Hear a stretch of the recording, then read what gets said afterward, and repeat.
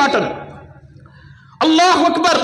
ఈరోజు మనం అల్లాహ్ వైపునకు మరలాలంటే ఏం చేయాలి? తౌబా. సోదరులారా, తౌబా అన్న పదం ఉందని మనకి గుర్తుందా?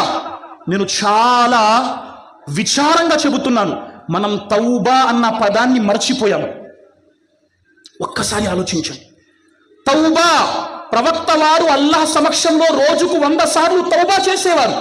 అయ్యా, ఇంతవరకు పాపంలో జీవితం గడిపావు, మద్యము తాగావు, వ్యభిచారము చేశావు, వడ్డీ తిన్నావు, హరాం వ్యాపారం చేశావు, ఈ రోజు వరకు రకరకాల పాపాలు చేశావు. ఇన్షాల్లా ఈ రోజు నుండి తౌబా చేయటం ప్రారంభించు. చాలా మంది ఉంటారు, అయ్యా పాపాలపై పాపాలు చేసేశాను, అల్లా నన్ను క్షమించడేమో. ఎందుకు క్షమించడండి?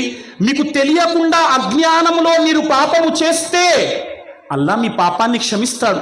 ఈరోజు మనం ఎంతమంది తౌబా అల్లాహ్తో అడుగుతున్నాం? అల్లాహ్ ఏం కోరుకుంటున్నాడండి? అల్లాహ్ మనతో ఏం కోరుకుంటున్నాడు? ఇబ్నుల్ ఖయ్యీం రహిమహుల్లా అంటారు, అల్లాహ్ మనతో ఏం కోరుకుంటున్నాడు? ఇబ్నుల్ ఖయ్యీం అంటారు, 7 సముద్రాలను సృష్టించిన అల్లాహ్, భూమిపై ఎంత శాతం నీరుంది?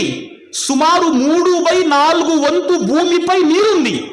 7 సముద్రాలను సృష్టించిన అల్లాహ్ మన నుండి ప్రియులారా ఒక కన్నీటి చుక్కను కోరుకుంటున్నాడు. ఒక కన్నీటి చుక్కను అల్లాహ్ మన నుండి కోరుకుంటున్నాడు.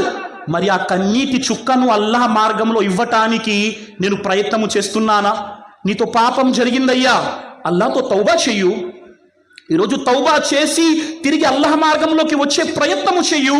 మనం పాపములో ఉండిపోతే పాపం మనల్ని నరకానికి తీసుకువెళ్తుంది. ఈరోజు నేను మీతో అభ్యర్థించే మాట ఏమిటంటే, పాపాన్ని విడిచిపెడదాం, తౌబా చేద్దాం, అల్లాహ్ వైపునకు మరలుదాం.